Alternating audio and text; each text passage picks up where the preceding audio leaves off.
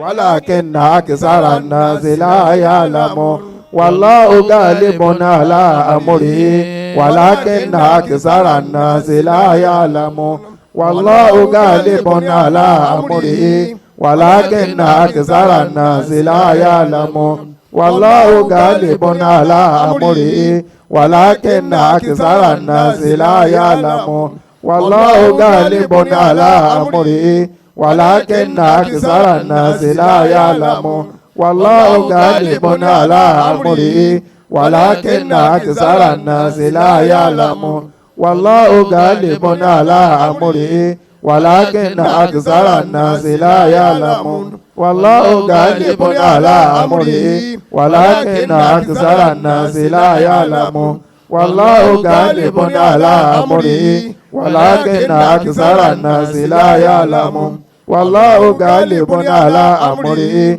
ولكن أكثر الناس لا يعلمون والله غالب على أمره ولكن أكثر الناس لا يعلمون والله غالب على أمره ولكن أكثر الناس لا يعلمون والله غالب على أمره ولكن أكثر الناس لا يعلمون والله غالب على أمره ولكن أكثر الناس لا يعلمون والله غالب على أمره ولكن أكثر الناس لا يعلمون والله غالب على أمره ولكن أكثر الناس لا يعلمون والله غالب على أمره ولكن أكثر الناس لا يعلمون والله غالب على أمره ولكن أكثر الناس لا يعلمون والله غالب على أمره ولكن أكثر الناس لا يعلمون والله غالب على أمره ولكن أكثر الناس لا يعلمون والله غالب على أمره ولكن أكثر الناس لا يعلمون والله غالب على أمره ولكن أكثر الناس لا يعلمون والله غالب على أمره ولكن أكثر الناس لا يعلمون والله غالب على أمره ولكن أكثر الناس لا يعلمون والله غالب على أمره ولكن أكثر الناس لا يعلمون والله غالب على أمره ولكن أكثر الناس لا يعلمون والله غالب على أمره ولكن أكثر الناس لا يعلمون والله غالب على أمره ولكن أكثر الناس لا يعلمون والله غالب على أمره ولكن أكثر الناس لا يعلمون والله غالب على أمره ولكن أكثر الناس لا يعلمون والله غالب على أمره ولكن أكثر الناس لا يعلمون والله غالب على أمره ولكن أكثر الناس لا يعلمون كلما أوقدوا نارا للحرب أطفأها الله كلما أوقدوا النار للحرب أطفأها الله كلما أوقدوا النار للحرب أطفأها الله كلما أوقدوا النار للحرب أطفأها الله كلما أوقدوا النار للحرب أطفأها الله كلما أوقدوا نارا للحرب أطفأها الله كلما أوقدوا نارا للحرب أطفأها الله كلما أوقدوا نارا للحرب أطفأها الله كلما أوقدوا نارا للحرب أطفأها الله كلما أوقدوا نارا للحرب أطفأها الله كلما أوقدوا نارا للحرب أطفأها الله كلما أوقدوا نارا للحرب أطفأها الله كلما أوقدوا نارا للحرب أطفأها الله كلما أوقدوا نارا للحرب أطفأها الله كلما أوقدوا نارا للحرب أطفأها الله كلما أوقدوا نارا للحرب أطفأها الله كلما أوقدوا نارا للحرب أطفأها الله كلما أوقدوا نارا للحرب أطفأها الله كلما أوقدوا نارا للحرب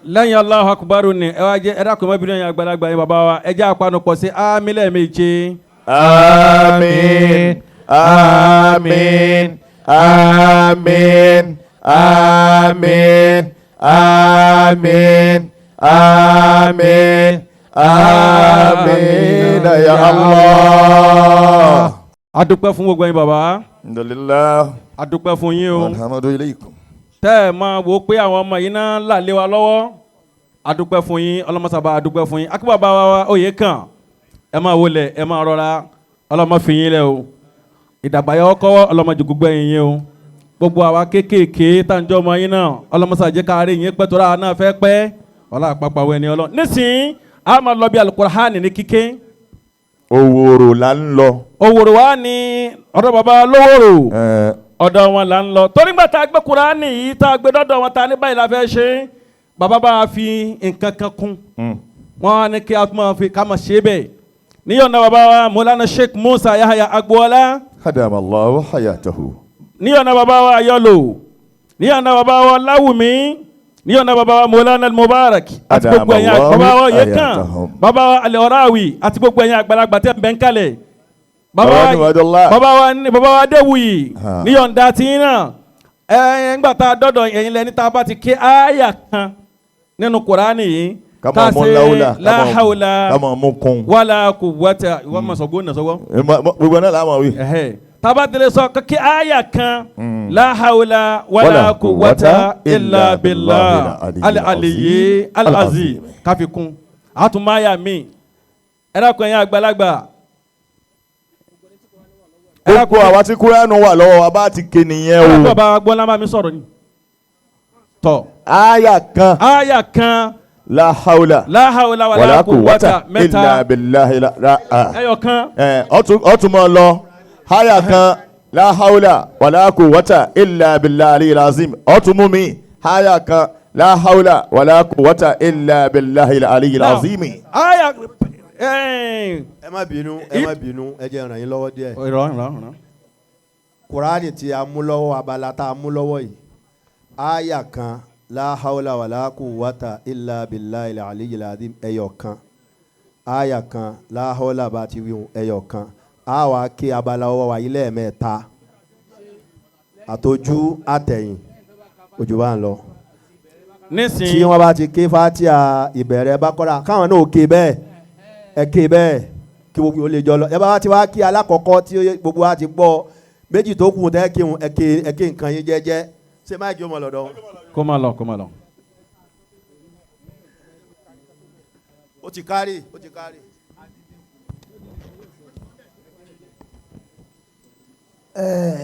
àfi bí Al-Qur'ani ṣe tóbi tó níwájú Ọlọ́run.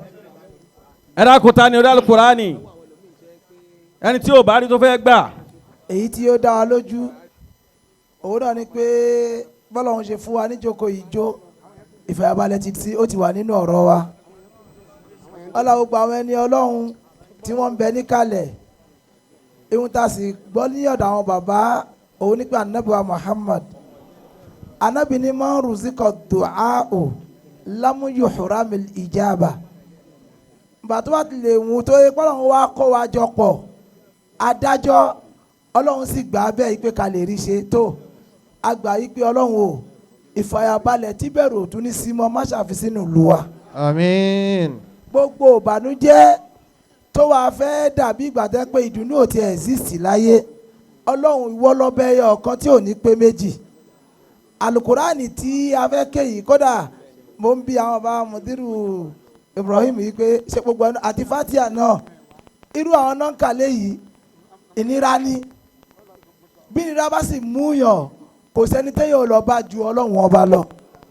òun nínú ta sàn pé in yansurukumullahu fala ghaliba lakum Ọlọ́run o la ghaliba lana o illa anta o narju minallahi an yusliha biladana wasilih biladana warshudi hukumatana wakithiri jama'atana manna biridwani. bí a bá ṣe fi tọrọ lọ́dọ̀ Ọlọ́run nínú ayatul kursi yìí nìyẹn kọ́lọ́ má ṣe ló bẹ́ẹ̀ fún wa gbogbo eléyìí tá a fẹ́ ṣe yìí gbogbo àdúrà tá a ń ṣe yìí ọlá gbogbo àwọn àgbàlagbà ẹni ọlọ́run ti ń bẹ níkàlẹ̀ òun náà ní ìfàyàbalẹ̀ wa gbogbo àwọn tí wọ́n sì gbétò yìí dání ọlọ́run bò ní jẹ́ ẹ̀jẹ̀ bíbọ̀ nítorí ibi táburú dé àwọn tí wọ́n ń ṣèkà àwọn tí wọ́n fẹ́ dìfẹ́ǹdì aburú gan ni wọ́n mọ̀ ṣọ́ àtàwa àti gbogbo iye ẹnìkan kọ́ wa tá a tẹ̀lé yín látòrí àfáà inú rìdọ́ àti gbogbo àwọn àfáà tá a lè dárúkọ ọlọ́run máa wá fi eléyìí ṣàdánwò fẹ́ nìkọ̀ọ̀kan wa nítorí àwọn tí wọ́n bá mọ ọlọ́run gan lọ́wọ́ bá ń dánwò jù àdánwò eléyìí tí wọ́n ń ṣẹlẹ̀ gbogbo Kwara yìí ọlọ́run má ṣàbá wa dá dúró jẹ́ kí gbígbà àdúrà náà dé kọ́ríkà àdúrà tí wọ́n ṣe ń stadium o àdúrà náà gbà bẹ́ẹ̀ ni kọ́lọ́n kó ṣèjókòó yìí waslih biladana warshud hukumatana wakthir jama'atana manna birdiwani ya rabbana minka narju kulla maqsadina ajib lana rabbana min ghairi hirmani ajib lana rabbana min ghairi hirmani ajib lana rabbana min ghairi hirmani gẹ́gẹ́ bí ètò báwọn elétò ṣe ṣètò àwa fẹ́ à ń tọrọ ká dàgbà ni wọ́n ní a má dárúkọ ká má kíyàn kan tí bàbá bá ń bẹ lórí ìjókòó tó bá gé máàkì fún bàbá wa Agboola mo fi tọ̀wọ̀tọ̀wọ̀ dárúkọ bàbá adamallahu hayatakum bàbá ò lè ṣe kọ́ má kí bàbá kọ́ má dárúkọ bá gé fún bàbá wa Ayọ̀lò ọ̀ gbọ́dọ̀ ṣe kọ́ má dárúkọ ọlọ́run má wàá ṣe wá lọ́mọ kọ́ mọ nítorí gbogbo àwọn àgbàlagbà tí wọ́n ń bẹ ń kalẹ̀ gbogbo yín látòrí bàbá Sheikh Musa Yahya Agboola ọlọ́run má ṣàjẹ́kẹ́mi yóò gùn bàbá wa Sheikh Muhammadu Bashir bàbá wa Ayọ̀lò àwọn èèyàn dáadáa ìgbẹ̀yìn dáadáa nu ọlọ́run níjó bàjẹ́ mo fi kí gbogbo àwọn afa bàbá wa Fadilatu Sheikh Muhammadu Saheed Ibrahim Muhammadu Saheed Ọláwùnmí mo kí wọn bàbá wa náà fi mo kí yín fi ọlá bàbá mo fi kí gbogbo ẹ̀yàn afa ń kalẹ̀ so bàbá wa inú rìdọ́ bí ṣe fẹ́ bẹ̀rẹ̀ yìí kí n má wàá kọjá nítorí kọ́ ló ń wọlé ànábì kó ṣàánú àwa náà ṣé bàbá ti ń ké nísìnyí láwọn máa ṣe láhàúlà ẹ lórí bẹ̀rẹ̀ yìí. bẹ́ẹ̀ ni ẹ bá ti bẹ̀rẹ̀ láti Fatiha báyìí. ẹ̀yin náà mú máìkì dání báwọn. ẹ bá wa tẹ̀lé Suratul Fatiha rárá à ní tẹ̀lé yín ẹ̀yẹn sàmọ́ ní sóbà wọn olúkálukú wa mọ́.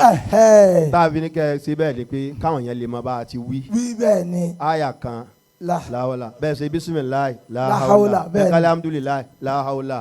ó dà bisimilahi rahmani rahim. Na'am. قوة إلا بالله العلي العظيم الحمد لله رب العالمين لا حول ولا قوة إلا بالله العلي العظيم الرحمن الرحيم لا حول ولا قوة إلا بالله العلي العظيم مالك يوم الدين لا حول ولا قوة إلا بالله العلي العظيم إياك نعبد وإياك نستعين لا حول ولا قوة إلا بالله العلي العظيم اهدنا الصراط المستقيم لا حول ولا قوة إلا بالله العلي العظيم صراط الذين أنعمت عليهم غير المغضوب عليهم ولا الضالين لا حول ولا قوة إلا بالله العلي العظيم بسم الله الرحمن الرحيم لا حول ولا قوة إلا بالله العلي العظيم ألف لام ميم لا حول ولا قوة إلا بالله العلي العظيم ذلك الكتاب لا ريب فيه هدى للمتقين لا حول ولا قوة إلا بالله العلي العظيم الذين يؤمنون بالغيب ويقيمون الصلاة ومما رزقناهم ينفقون لا حول ولا قوة إلا بالله العلي العظيم والذين يؤمنون بما أنزل إليك وما أنزل من قبلك وبالآخرة هم يوقنون لا حول ولا قوة إلا بالله العلي العظيم أولئك على هدى من ربهم وأولئك هم المفلحون لا حول ولا قوة إلا كوني قالوا ما شيء آية كان لا حول ولا قوة إلا بالله العلي العظيم gbogbo wa mẹ́ta mẹ́ta ẹ jẹ́ kó mọ̀ lọ bẹ́ẹ̀ àwọn tálùkùránì ò bá sí lówó wa ẹ̀yin náà ẹ máa mú láhàúlà ẹ máa mú panu láhàúlà wàlá quwwata illa billahi al-aliyyil azim láhàúlà wàlá quwwata illa billahi al-aliyyil azim bismillah.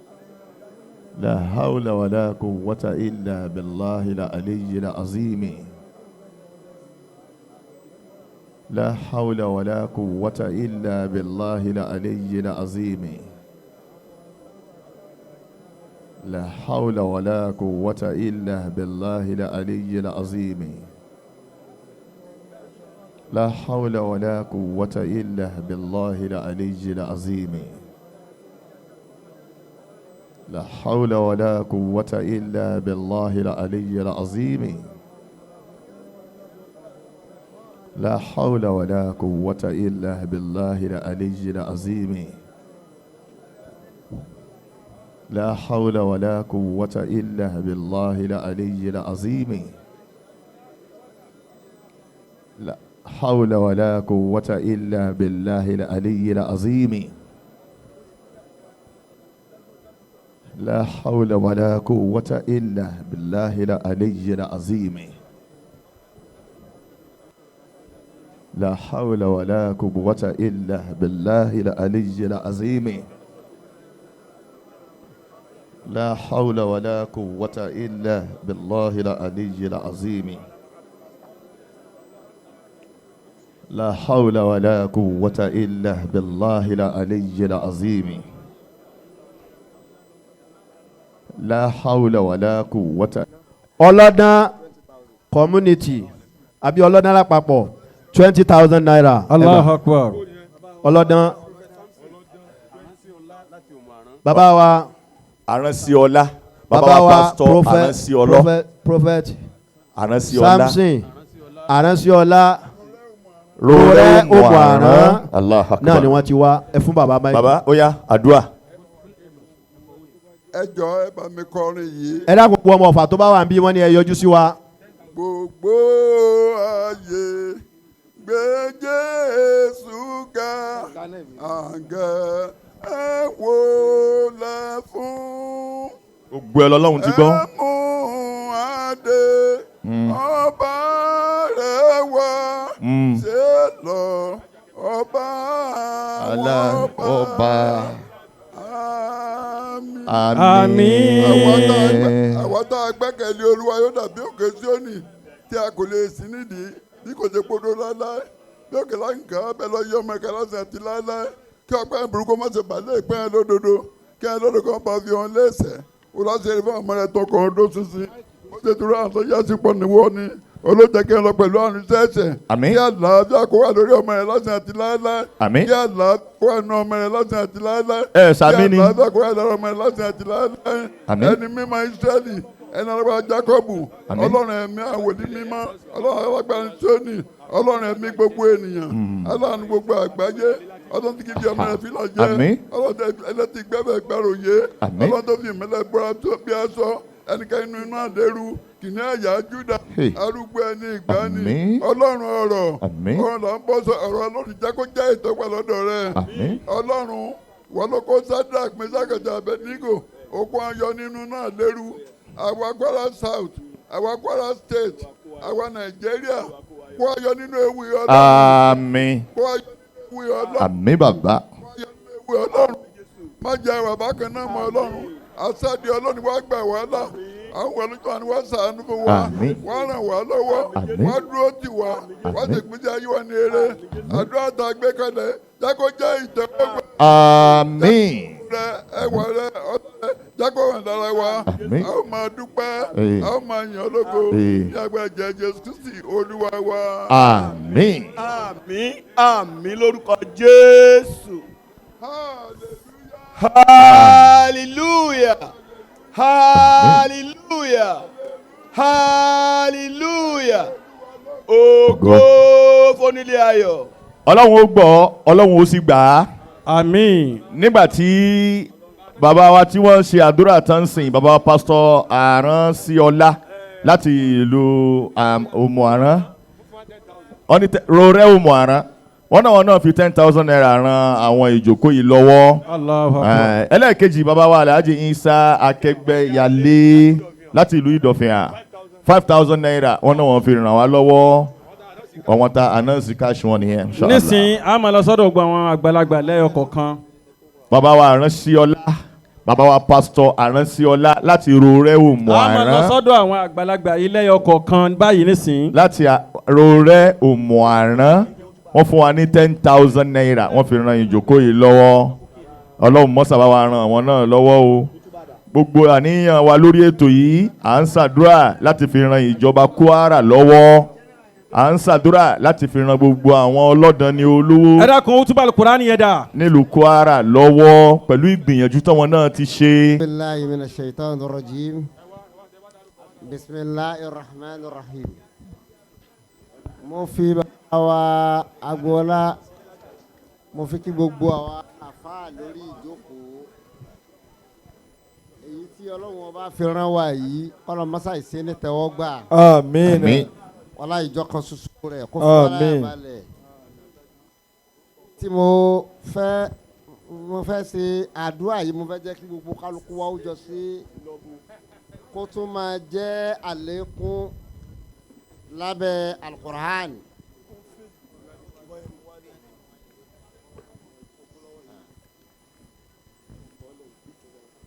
Ẹ dákun ẹja panupọ̀ ká sọ pé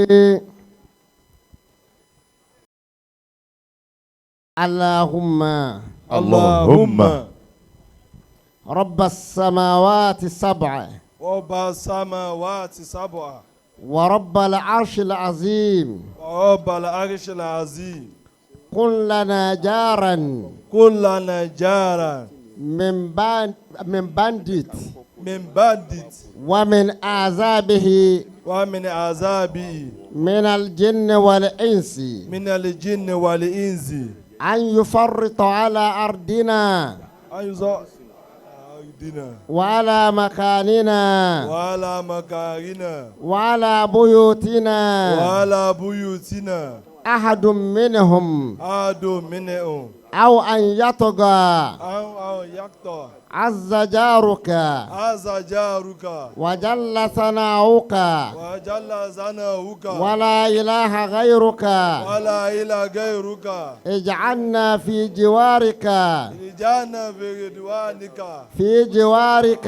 في جوارك من شر كل ذي شر من شر كل شر ومن الشيطان الرجيم ومن الشيطان الرجيم إن ولي الله إن ولي الله الذي نزل الكتاب الذي نزل الكتاب وهو يتولى الصالحين وهو يتولى الصالحين اللهم إنا مغلوب فانتظر إنا مغلوب فانتصر اللهم إنا مغلوب فانتظر إنا مغلوب فانتصر اللهم إنا مغلوب فانتظر إنا مغلوب فانتصر.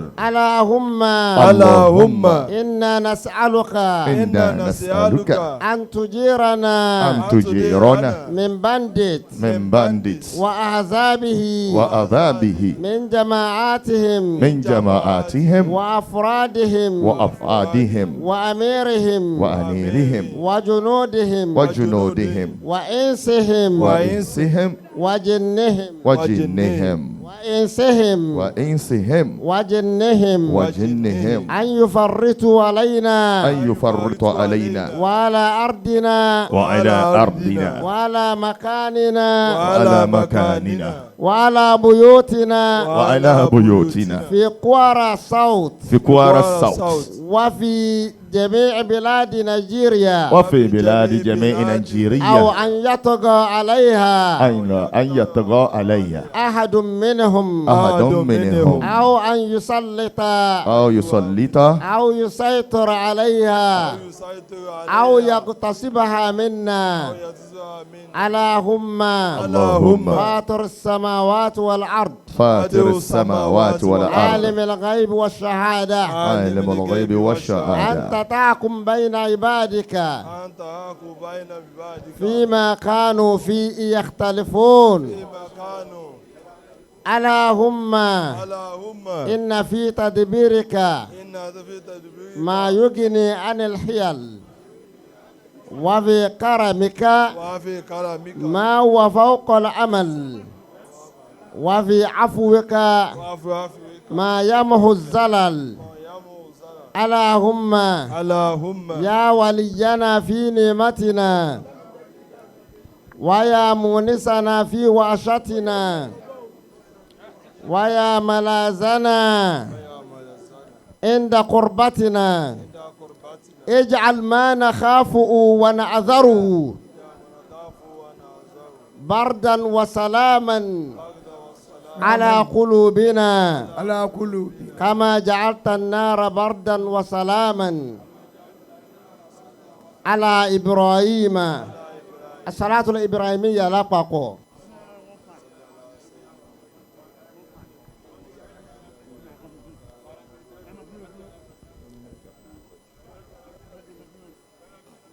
في العالمين إنك حميد مجيد أركم بابا نياريكي بابا يلو نسين Naam. أما لو صار بابا ألاومي Ká tó lọ́dọ̀ bàbá Ọláwùmí. ok ẹ fẹ́ pe nọ́mbà yẹn. Assignment kan ti wà tá a ti fẹ́ fojú fò. Ó yẹ jẹ́ ká kọ àwọn nọ́mbà sí ẹ kalẹ̀ ẹ jọ̀ọ́.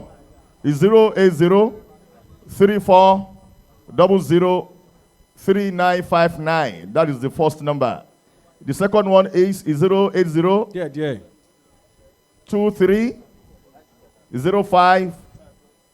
23054415. The third number is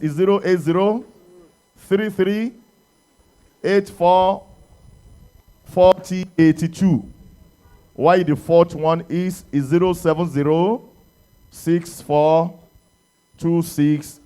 07064268859.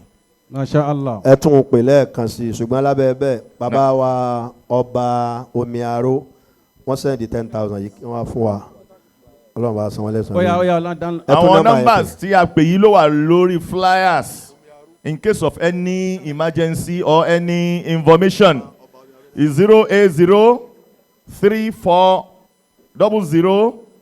08034003959. The second one is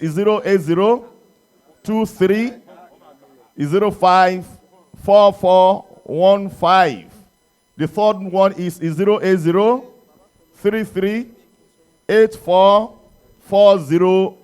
08033844082. While the fourth one is 07064268859. Inshallah. wọ́n tún tún pè ká tó lọ Allah. lábẹ́ bẹ́ẹ̀ Allah aláàjì wasalaam. wa Lukman Mátànmí ìlú Amadu Asungbolu 10,000 naira wọ́n jíṣẹ́ owó yín bismillah. أعوذ بالله من الشيطان الرجيم بسم الله الرحمن الرحيم اللهم أنت بواحجنا عليم وعلى قضائها قدير فمن علينا بقضائها يا قدير يا عالم بما مضى وما هو آتي وأنت على كل شيء قدير اللهم أنت بواحجنا عليم وعلى قضائها قدير فمن علينا بقضائها يا قدير يا عالم بما مضى وما هو آتي وأنت على كل شيء قدير اللهم أنت بواحجنا عليم وعلى قضائها قدير فمن علينا بقضائها يا قدير يا عالم بما مضى وما هو آتي وأنت على كل شيء قدير كل من ينجيكم من ظلمات البر والبحر تدعونه تضرعا وخفية لئن أنجانا من هذه لنكونن من الشاكرين آمين. قل الله ينجيكم منها ومن كل كرب آمين. كل من ينجيكم من ظلمات البر والبحر آمين. تدعونه تضرعا وخفية آمين. لئن أنجانا من هذه لنكونن من الشاكرين آمين. قل الله ينجيكم منها ومن كل كرب كل من ينجيكم من ظلمات البر والبحر آمين. تدعونه تضرعا وخفية لئن أنجانا من هذه لنكونن من الشاكرين آمين. قل آمين. الله ينجيكم منها ومن كل كرب اللهم أشغل الظالمين بالظالمين وأخرجنا منهم سالمين اللهم أشغل الظالمين بالظالمين وأخرجنا منهم سالمين اللهم أشغل الظالمين بالظالمين آمين. وأخرجنا منهم سالمين سبحان ربك رب العزة عما يصفون ما شاء الله. وسلام على المرسلين والحمد لله رب العالمين Àmín. Àwọn ẹlẹ́njáde ìbóbó masha allah. wọ́n ti débí Pẹ̀lú- with the sum of 25,000 naira. alhamdulilah. Wọ́n náà nísìnyí náà fi ran platform yìí lọ́wọ́. adúpẹ́ fún wọn ọlọ́ba adúpẹ́ fún wọn. Àmín. nísìnyí a máa sọ̀rọ̀ bàbá wa adéwìyí.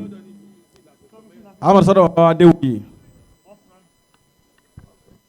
بسم الله الرحمن الرحيم الله لا إله إلا هو القيوم ẹ tẹ́wọ́ ká máa dàníyàn لا ká máa تأخذه سنة ká máa bọ́ ولا lọ́wọ́ ọba sọ. نوم له ما في السماوات وما في الأرض àmín من ذا الذي يشفع عنده إلا بإذنه àmín يعلم ما بين أيديهم وما خلفهم àmín ولا يحيطون بشيء من علمه إلا كرسيه السماوات والأرض ولا يهوضه حفظهما وهو العلي العظيم. الفاتحة. بسم الله الرحمن الرحيم الحمد لله رب العالمين الرحمن الرحيم مالك يوم الدين إياك نعبد وإياك نستعين اهدنا الصراط المستقيم صراط الذين أنعمت عليهم غير المغضوب عليهم ولا الضالين آمين. látọ̀dọ̀ bàbá wa Sheikh Abdulrasheed alágbára omi ẹni tí wọ́n rán wá wọ́n ti wà láàrin wa látàárọ̀ wọ́n ti wà ń bí látàárọ̀. alhamdulillah. ọlọ́run mọ́sá bá wa dúpẹ́ fún yín. nísìnyí a máa lọ sọ́dọ̀ bàbá wa Maulana Sheikh Ahmed Anafi al-Mubarak. amadullah ta'ala. bisimilahi rahman rahim. ẹ tó tẹ́wọ́ ẹ̀ tún dà níyàn o. lahu da'watul haqq walladhina yad'una min dunillahi. ẹ̀yin ẹ tẹ́wọ́ ẹ máa dà níyàn síwájú ọlọ́run. la yastajibu lahum bi shay'in illa kabasiti kaffayhi ila al-ma'i liyabluga fahu wa ma huwa bibalighihi wa ma du'a'ul kafirin illa fi dalal. masha allah. gbogbo ẹ̀yin tí ẹ ṣètò súra àyà yẹn wà ní súratu Ra'd àyà 13 sí 14 bẹ́ẹ̀ bá ti dé níbi ẹ ti ṣe jókòó yín inú rìdọ́ ẹ dákun ẹ máa rántí ṣe mẹ́ta lánìyàn interface ó dìgbà tí a bá rí ẹni tó dúró létí kànga tó yọ ahọ́n ẹnu ẹ̀ tó lóun fẹ́ fi omi nísàlẹ̀ kànga ìjọ láì fi dúró gbogbo ìjọ táhàn rẹ̀ bá dé sàlẹ̀ kànga tó bá romi náà mú ìjọ náà ni wọ́n tó borí wa. Allahumma amin. Sitiru al-arshi masbulun alayna. Amin. Wa aynu Allahi nasiratu ilayna. Amin. Bihawli Allahi la yuqdaru alayna. Amin. Wallahu min wara'ihim muhitun. Amin. بل هو قرآن مجيد آمين في لوح محفوظ آمين فالله خير حافظا آمين وهو أرحم الراحمين آمين إن ولي الله آمين الذي نزل الكتاب آمين وهو يتولى صالحين آمين حسبنا الله ونعم الوكيل آمين ولا حول ولا قوة إلا بالله العلي العظيم. látọ̀dọ̀ bàbá wa Sheikh Zakaria láti Yàrú ẹni tí wọ́n rán wa wọ́n ti ń bẹ pẹ̀lú wa ẹ bá wa dúpọ̀. alhamdulillah. nísìnyí a máa lọ sọ́dọ̀ bàbá wa oyè kan bismillah. bàbá wa oyè kan hayyakumullah. bisimilahi rahman rahim allahumma salli wa sallim wa barik ala ma la nabiyya ba'dahu wa alihi wa sahbihi sallallahu alayhi wa sallam. ọlọ́run kíní kan la ṣe tó fa ilé yìí. Allahu akbar. ahuwa kan ni lọ́lọ́run fi yọ sí wa nbẹ tó yọ sí wa yìí ọlọ́mọṣà sẹ́ẹ̀rì wa padà kó nbẹ. ẹ sàmì àdúrà dáadáa ni. àmín. kódà alimama. Allah. ahuwa kan lọ́lọ́run wa yọ sí wa báyìí. gbogbo ntọ́lọ́run bá fẹ́ ṣe kì í ṣe lásán kì í sì sọ bàbá alájà àgbà wọn lọ́lọ́run yìí sọ bá a kà. Allah. àfi tó o bá hùwà àkà ọlọ́run wà fi hàn ọ́ pé ìkànnì wọn náà kíní kan la ṣe ọlọ́run dákun má wo tiwa o. àmín. ọlọ́run dákun má wo tiwa. àmín. gbogbo ntọ́lọ́run bá fi léèyàn lọ́wọ́ tí ń bá fi léèyàn lọ́wọ́ lásìkò ọlọ́run ń ṣiṣẹ́ tiẹ̀ ni. àtàyà bàláyà tamṣìyà ni màá fahabulana ata má jana sí habulana ataya najina min balaya. Amin amin amin amin amin amin amin. bil izzati amin amma yasifun. amin. wa salamun ala al mursalin. amin. walhamdulillahi rabbil alamin. asbali ọ̀ní pinyeke. àmín àmín. nísìnyí ẹ dákun ẹ má bínú torí ọlọ́run bàbá wa gbà bàbá wa àgbà ènìyàn máa bọ̀ ní ọ̀dọ̀ wọn nísìnyí àwọn náà ni bàbá wa Maulana Sheikh Musa Yahya Agboola. دام الله حياته wa dawlatahu. اللهم يا عليم يا خبير يا مسخر. ẹ tún tẹ́wọ́ síwájú Ọlọ́run tó máa dàníyàn fún ààbò. ويا جامع الناس اليوم iṣẹ́ Ọlọ́run kó máa bẹ lórí gbogbo wa àti gbogbo ń ta ní. ويا من يقول شيء كن فيكون. نسألك يا ربنا أن تجيب هذا الدعاء. آمين. وأن تحفظنا وجميع أماكننا من كل سوء ومكروه. آمين. بأك لا إله إلا الله. آمين. وبأك لا حول ولا قوة إلا بالله. الله العلي العظيم. وقلنا يا نار كوني بردا وسلام على إبراهيم. آمين. آمين. وجعلناهم هم الأسفلين. آمين. يا الله. آمين. يا آهو. آمين. يا آهي. آمين. يا آهي. آمين. دورسو ارجعوا آمين. بسم الله الرحمن الرحيم. آمين. الفاتحة.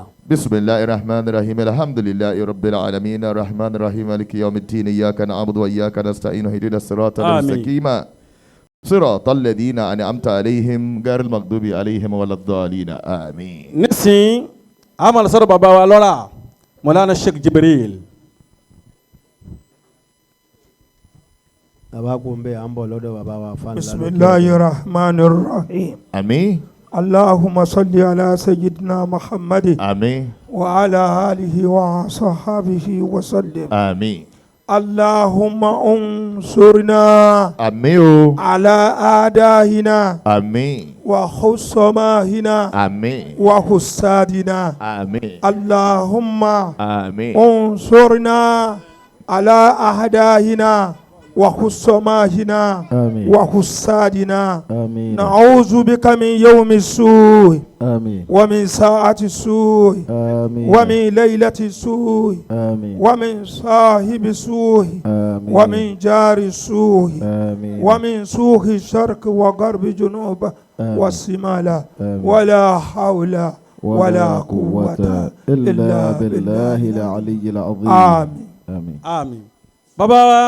bàbá wa ọ̀dọ́ Maulana Sheikh Daoud Zunuraini ni o. Maulana Zunuraini bàbá wa afanla afanla tí mọ̀ ń pè jẹ́ kí. Al-Uzma. bàbá dáadáa. Amin ya Allah. Ọlọ́run tó ní wá àti sádìẹ́. àti sádìẹ́. gbogbo ọ̀nà táwọn onídàárú lè gbà.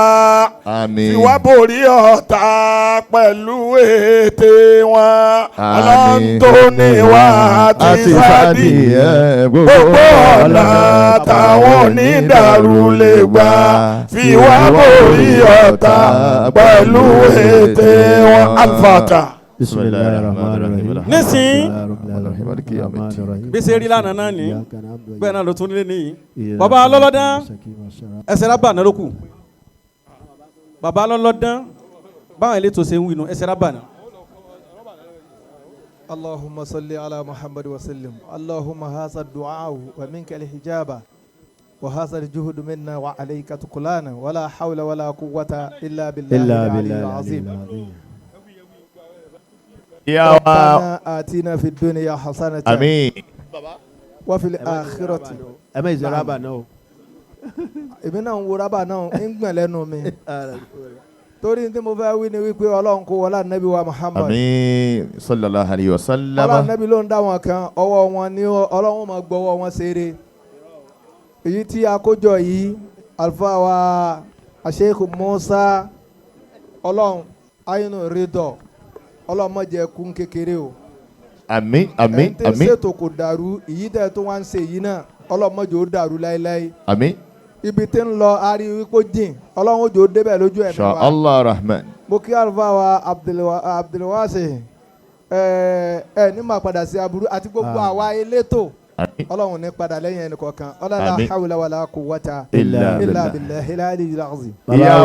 bàbá wo níyànjú wọn ni ẹ bá wa wí kútúbà sí. ìyá wa Wazila Ẹlẹ́lú láti ìlú òkè ọdẹ 10,000 naira. ẹ bá wa fojú jẹ ẹni tó ṣe rábà náà lẹ́yìn ní bàbá oníyẹgí. alhamdulilayi rabbil alamin arrahmanir rahim maliki yawmiddin iyyaka na'budu wa iyyaka nasta'in ihdina siratal mustaqim siratal ladzina an'amta alayhim ghayril maghdubi alayhim waladdallin amin allahumma salli ala sayyidina muhammad wa ala alihi wa sahbihi wa sallim amin.